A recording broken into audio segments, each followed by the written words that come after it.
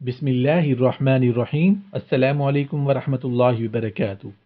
खाने पीने से मुताल्लिक 50 मुख्तलिफ मुहज़्ज़ब आदाब। नंबर 1, खाना शुरू करने से कबल बिस्मिल्लाह पढ़ना मुस्तहब है। नंबर 2, खाने से फरागत के बाद अल्हम्दुलिल्लाह कहना मुस्तहब है। नंबर 3, अगर एक ही किस्म का खाना हो तो अपने सामने से खाओ, और अगर एक ही बर्तन में किस्म किस्म के खाने हों तो हर तरफ से खाने में कोई हर्ज नहीं। नंबर 3, अगर फल फ्रूट हों तो अब ऊपर से या दरमियान से उठाकर ना खाएं, बल्कि एक तरफ से उठाकर खाएं। नंबर 4, अगर यरीद यानी शोरबे में डूबी हुई रोटी हो तो 3 उंगलियों से खाएं और उंगलियां चाट लिया करें। नंबर 5, खाने पीने की चीज़ों पर फूंक नहीं मारनी चाहिए।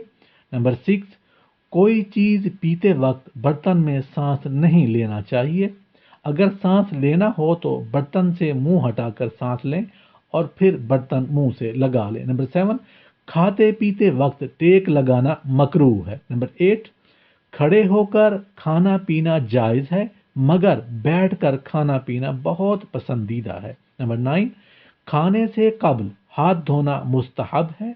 नंबर 10, खाने से फरागत के बाद हाथ धोना मुस्तहब है। नंबर 11, अगर कोई खाने के शुरू में बिस्मिल्लाह पढ़ना भूल जाए तो दरमियान में ही बिस्मिल्लाहि अव्वलहु व आखिरहु पढ़ लिया करे। नंबर 12, हज़रत आयशा सिद्दीक़ा रज़ी अल्लाहु अन्हा ने इरशाद फरमाया कि खाने की इब्तदा और इंतहा नमक से करना मुस्तहब है। नंबर 13, दाएं हाथ से छोटा निवाला खाना चाहिए और अच्छी तरह चबा लेना चाहिए, फिर आहिस्ता आहिस्ता निगल लेना चाहिए। नंबर 14, पानी को चूस चूस कर पीना चाहिए, बड़े बड़े घूंट ना भरे जाएं। नंबर 15, 3 सांस में पानी पीना सुन्नत है। नंबर 16, अगर साहब मजलिस किसी को बर्तन या कोई चीज़ मुंतकिल करना चाहे तो अपने दाएं तरफ से शुरू करे। नंबर 17, सोने चांदी के बर्तनों में खाना पीना जायज़ नहीं और ना ही उनसे मलम्मा किए हुए बर्तनों में। नंबर 18, अगर सोने चांदी के बर्तनों में खाना लाया जाए तो खाना या रोटी फिर किसी दूसरे बर्तन में डाल लें, फिर तनावल फरमाएं और इस तरह के बर्तन में खाना खिलाने वाले को बता दें कि ऐसे बर्तन इस्लाम में ममनू है। नंबर 19, अगर मुंह में कोई लुकमा डाल दे तो बिला उज़र उसे बाहर नहीं निकालना चाहिए। उज़र ये है कि सख्त गर्म और तकलीफ दे हो या खांसी आ जाए। नंबर 20, अगर खाने के दौरान छींक आ जाए तो नाक और मुंह पर हाथ रखकर उसे ढांप लो और एक तरफ होकर छींको ताकि खाना बाहिफाजत रहे। अगर कोई शख्स या मुलाजिम खिदमत के लिए खड़ा हो तो उसे भी शामिल होने की इजाज़त दें। अगर वो ना बैठे तो नफीस तरीन खाने में से उसे भी खाने को दे दो। खाने के बर्तन को अच्छी तरह से साफ करना मुस्तहब है। खाने के टुकड़े और ज़रात जो नीचे गिर गए हों उनको खाना मुस्तहब है। अहले मजलिस अगर मानूस हों तो उनसे दिल लगी की बातें करना और मुनासिब हाल वाक़यात सुनाना मुस्तहब है। दुनियादारों के साथ पूरे अदब और तमीज़ से खाना खाना मुस्तहब है। फुकरा के साथ तवाज़ो और इनकसारी से खाना खाना मुस्तहब है। अवाम के साथ खंदा पेशानी से खाना खाना मुस्तहब है। उलमाए कराम के साथ अदब और एहतराम से खाना खाना मुस्तहब है। अगर किसी नाबीना के साथ खाने का इत्तेफाक हो तो उसे दस्तरखान पर चुना हुआ यानी अच्छा खाना बता दो, क्योंकि नाबीना होने की वजह से उम्दा खाना उससे रह न जाए।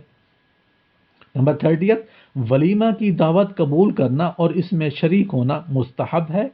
अगर खाना चाहें तो दुरुस्त, वरना मेज़बानों को के हक में दुआ कर दें। खाना खाने वालों के चेहरे को ना देखें, क्योंकि इस तरह लोग गुस्सा करते हैं। खाने के दौरान तकलीफ दे या हंसाने वाली बातों से परहेज करें, मुबादा के किसी का गला घूंट जाए। खाना खाने के दौरान गमज़दा बातों से बचना चाहिए कि खाना खाने से दुश्वार न हो जाए।